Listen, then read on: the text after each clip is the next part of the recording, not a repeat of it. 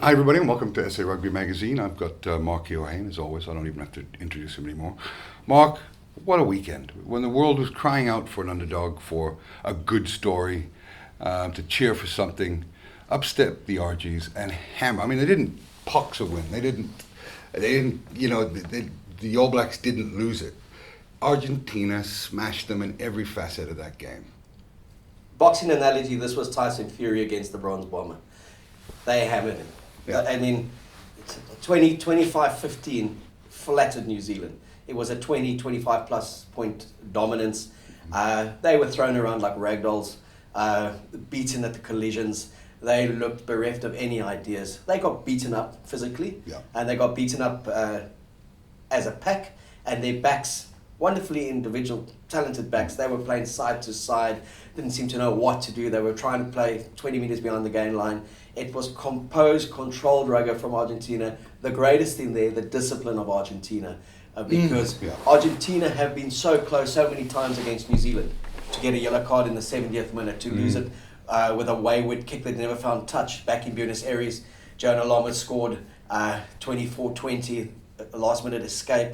Last year, 2016, New Zealand hanging on. They were on the attack. So they hit a guy off the ball, penalised. But this had a different feel, didn't it? I mean, even at 55 minutes, it didn't look like New Zealand would New Zealand were never going to come back. No. And New Zealand, and you just felt if New Zealand did score earlier, they were going to come back and get a long-range penalty or score a try. They were in total control of the game. A bit naive of them to not be taking their kicks for posts? New Zealand. Yeah, Yeah, completely. I think they completely underestimated what Argentina would bring. Yeah. They hadn't played for 13 months. They had won 3 out of their last 36 matches against Tier 1 nations. They had won 4 out of 35 rugby championship matches. They'd never beaten New Zealand. Nothing pointed to anything but a 20-point win for New Zealand. You know what's the greatest meme, though? We talked about it last night. No one beats Argentina 29 times. Exactly. Nicolas Sanchez pointing to the crowd and saying, no one beats us 29 times. And it's Argentina on the global stage is very much like the cheaters in South Africa. Everyone always loves Argentina. Everyone always remembers their one victory and then gives them a 4-year concession that they'll get that one back again. If you look at them in the 2007 World Cup, they were wonderful in that they beat France twice, but then 14 of their starting 15 were playing in France, so that wasn't the biggest shock. No. They got hammered in the semi-final against South Africa. People still felt they were the team of the tournament. They took a 34-13 defeat and were comprehensively beaten. Then they lost to South Africa in the third and fourth playoff in 2015 as well, and that was a turgid game. But in between World Cups, they've really struggled. And in 2019, they were very disappointing at the World Cup. Mark, they would have beaten any team, I think, in the world on last Saturday. Well, people also say greatest upset, one of the top 5 in world rugby. Who would have ever given them a chance? People forget how close they have come to New Zealand. Yeah. Then we go back and I've been very critical of the All Blacks. I think it's the worst pack I've seen in some time, the most vulnerable of the All Blacks. We've said it all year. Foster, bad appointment. The pack isn't up to it. We said it months ago. But now a caution to all those kind of South Africans who have gone online and said bye-bye New Zealand, don't even bother pitching up for the World Cup. It's South Africa, England, France, Argentina as well. South Africa lost to Argentina 32-19 in 2018 in Mendoza. It was 32-7 after 45 minutes. 11 of the World Cup winning starting 15 started that game, and 16 of the 23 played in that game. And a year later, we were world champions, emphatically, clinically hammering England, who had been the form team in world rugby consistently over 4 years. So don't write New Zealand off just yet in terms of the World Cup. New Zealand has never had a bad year post a World Cup. No. And everyone has always said, they're peaking between World Cups. They can't be accused of doing that at the moment. So this, in a way, plays into that Scott Robinson, Warren Gatland potential partnership in 2022, because this is the first time ever that a New Zealand coach has only been appointed for 2 years. Yeah, so, and someone asked me what I thought about Foster in terms of him, how long he'll last. And I think he'll see out the 2 years, because there's not a lot of money around to exit someone from a contract right now. Well, he's already done his first year. He's got one test to go in the week after next, and that's his 2020 gone. Then he's got 2021, he's got Italy at home. Then he's got the rugby championship. He loses that, he'll be gone. Because then his 2 years have been an unmitigated disaster. The old boys club has been incredibly stubborn in their decision making. Well, that would be his effectively his 2-year tenure would be up. Oh, okay. Yeah. And then Gatlin's tour of South Africa would have been up. I wonder if there's anything with the COVID, if that's extended his contract in any way, shape, or form. Well, it hasn't extended his winning percentage, 2 No. from 5. And that's the worst winning percentage they've ever had since 1940. And what's relevant about 1940 is Rhodesia actually beat the All Blacks in 1940. Yeah, who would That's a forget? fast fact, eh? Who would forget that game? Can the Pumas back it up against Australia this weekend? I say no. Absolutely, categorically, without a doubt, the best bet of the weekend for me is Australia to win full-time and half-time and full-time for the following reasons, Mark. When you have a victory against the All Blacks, it's the romance, it's the passion. They got up for that game. Will they replicate that? No chance. Australia don't fear them. They'll be hungry themselves to win more than the All Blacks were, who seem to have no appetite for that game. And they've got a much better coach, so they're not going to get ambushed. And Australia play a very technical game, but they also play, under Rennie and his chief teams play like this. They play a lot of niggle off the ball. And they will test Argentina with that. They'll test that. Well, the Australians are just niggly people. Yeah. So I see a couple of yellow cards going against the Pumas in this one. But I think they'll go home and say, we came and we created history. The next 3 weeks, who cares? In that sense. And they're good every 10th game for a big one. Yeah. So they've had their big one. So they'll go into that. They'll go and play overseas next year's rugby championship. Now that the expectation is there, as has happened with them always, the moment there's been an expectation on a Puma side to win, they've lost. And they've haven't pitched. I remember a couple of years ago, Eddie Jones took a B team.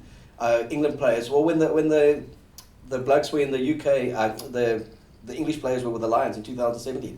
He took a mix and match junior team to Argentina and smashed them in 2 test matches, 36-3 in the one test, and that was the rugby championship Pumas. So well, the Pumas also have that southern hemisphere French mentality. Latino kind of they either get up for it or they don't. So I think Australia will win quite comfortably, and I think Australia will win the Tri Nations. That's my call. That's your fair call. dinkum, mate. Yeah, fair dues, Mark. What the bookies got for that game? I got my my mobile here. The bookies have them at 1.4, 43% return for a straight Australia outright win. The value bet I like, Mark, and it's drifting is this one here. Australia, half-time, full-time. Let's lock that down for 1,000. Oh, well, isn't something supposed to come up? There we go. Work that machine. Oh, yeah. Come today. Let's put 1,000 rand returns 18.90, so it's an 89% return. I think that's an incredibly safe bet. I'd make it 100 out of 100. Confirm your bet there? Confirming. See, it's drifted down again. It keeps going down. Folks, I'll be too late by the time this video gets out, but if there's still anything above 75% return on a half-time, full-time, I've got 1.83. Great bet. I just think that getting up for two games in a row, it's not going to happen. Not going to happen. And Autumn Cup, England at home against Ireland? The amazing thing about this game, Mark, is that the bookies have England as such heavy favourites, rightfully so, but I'm a bit worried about the value that's on offer for England. Wales were horrible. I mean, that's the one. I don't often when I talk to Ollie about betting, I always cut him down when he tells me I should have bet more. And I said, just be happy with what you won. I should have bet more on Wales because in our show last week, I said that Wales would get smashed. Yeah, you said they'd take a beating. I still said it would be like a 10 point. You said no, it's going to be a lot more. Yeah, I thought 20. 32-9. Yeah. And Wales were lucky to get 9. Yeah, they were. I mean, again, Pivac. If you want to know what sort of effect one man can make on a group of players, look no further than Pivac, who is our Alistair Coetzee for Wales, and Gatlin with Edwards and that team. I mean, they were world beaters. I mean, and there was a great meme that I posted on my social media page. It's a meme of Wales under Gatlin, and you got the dragon fire, and then Wales under Pivac, just a little baby sheep. Well, we spoke about it last night. Gatlin found the formula with the Welsh players. It was very physical. It took him time to succeed, so I concede that. They were conditioned, very physical, and he's a disciplinarian. I mean, he's a hardcore coach. But Mark, do you know what I found startling? Was that Pivac had said, you know, he's trying to change the rugby in Wales. That was, I mean, anybody would ask the same question. I mean, they get knocked out by 3 against South Africa. They could have easily won that game in the semi-finals. It cost me a tattoo, and now we couldn't. Okay, we'll beat Georgia maybe, but I mean, if you look at Chasing the Sun and what Rassie Erasmus and the coaching staff had to say, there wasn't a belief that they could beat Wales. They didn't know how to beat Wales, and their thing was just deny them the ball. Basically, just kick the ball back to them and let's not play them because of the ferocious tackling and the way they suffocate you and let them start playing kind of a bit of the game. And Wales were just kicking the ball back to us. So it was one of the worst games to watch from a spectator point of view, but from 2 coaches going up. That's the kind of influence Gatlin had, is that you had a South African side that feared Wales more than they ever feared New Zealand in that 4-year cycle. Now they've just got the formula right. It's a bit like someone coming in now after Rassie and saying, I want to play expansive New Zealand type rugby with the Springboks. Why? You've just settled on, you found your pack, you found this kind of bomb squad bench, and you've got a 10 who can play an expansive game if he has to, but can play percentages. Mark, anybody that knows anything about rugby, and there's a lot of people that don't, that make comments, you can only play an expansive game through a phase ball. Your forwards getting possession and go forward ball. That is the most expansive game you ever play. You can't play off the back foot. And right now, a team like Wales, they look directionless. Pivac shouldn't have a job. I think 6 losses in a row is enough to convince me. You see, and again, he did well with Scarlets, but they were a very good bunch of players, and they were also playing.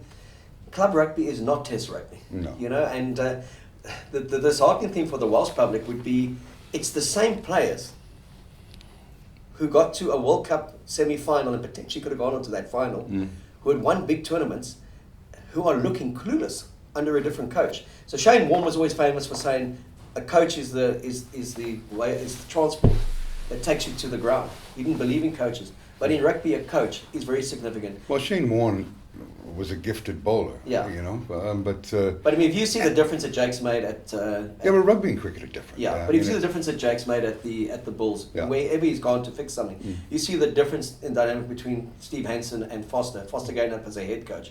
You see Pivac and Gatlin, Eddie Jones from Stuart Lancaster, same players.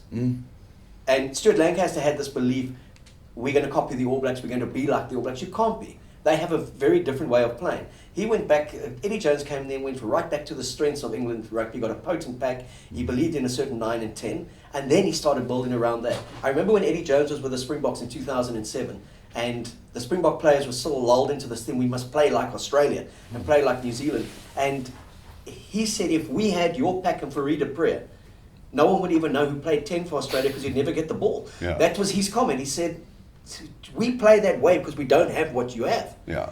And when Rassie came back, his big thing was to say, what's the essence of South African rugby? Where's our DNA lie? It lies in brutality up front in terms of the way we play. And then he introduced these 7 specialists. And where we'd always gone with big backs, he went with steppers. Guys who could break open the game. So if you look at a Cheston Colby, he went with out-and-out pace and Pimpy. And then an experienced fullback like Willie LaRue to kind of go back and play that back 3, and then invested in the Lukanya arm. So none of that would have happened if that pack wasn't as strong as they were. And you look at that World Cup final, it was men against boys in terms of the collisions, as it was the week before that when New Zealand got hammered by England. So all set up by a brilliant tactician, Rassie, you know, and you know, so and if Eddie Jones had targeted New Zealand, Rassie had targeted England. You know, so when I see what's happening to Wales at the moment, Ireland also don't convince me under Farrell. Very different kind of dynamic to when they were there under Joe Schmidt. And again, players saying Farrell's more relaxed. Joe Schmidt was, you know, paralysis analysis kind of thing.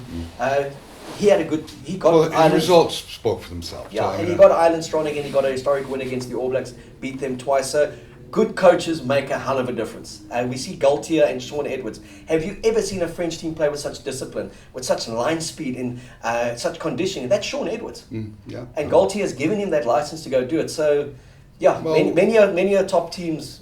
10% off the game with a poor coach, they can take 40 points. Yeah, well done Wales Rugby Union for hiring Pivak and letting Edwards go. And the talk is that Scott Robinson, they've been putting out feelers to him. I'm- I think if he went there, it would be a great coup because he would go there for the next 5 years. He'd do a Gatlin again, 5 to 10 If years. he goes there, Mark, such will be my excitement that I will learn how to break dance and do a break dance for the fans on the show. And guaranteed he could get that Welsh win over the All Blacks, which has been absent for the best part of 50 years. Eh? Yeah. So let's yeah, for sure. I'd be so excited if any of those rumors are true. France versus Scotland's also a decent bet that I like. Halftime and full time. For France.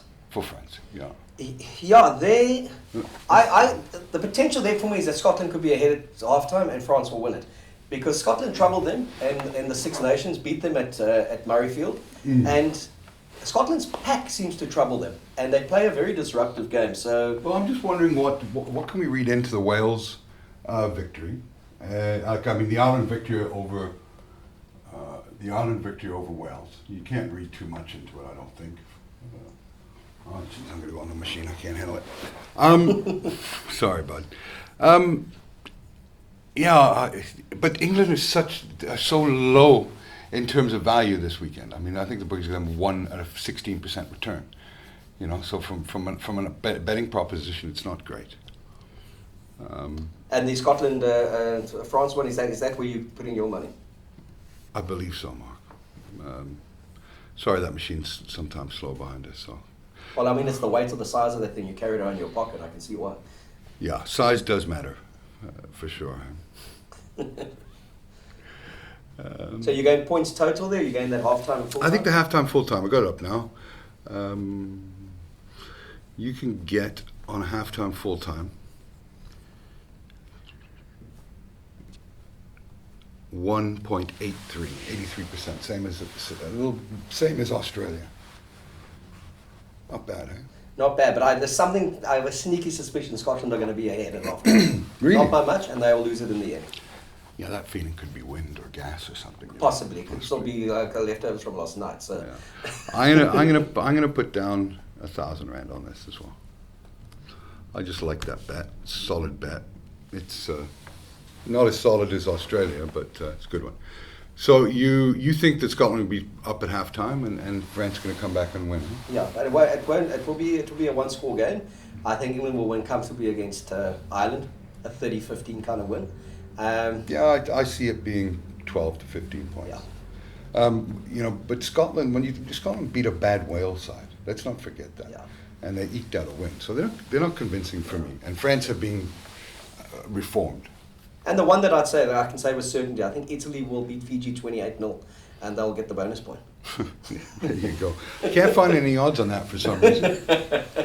But another good weekend for rugby fans, and look forward to the Australia-Argentina game a little bit more now than I would have last week, and let's see what happens. Thanks for coming in, bud. Pleasure. Thanks, Kev. Cheers, man.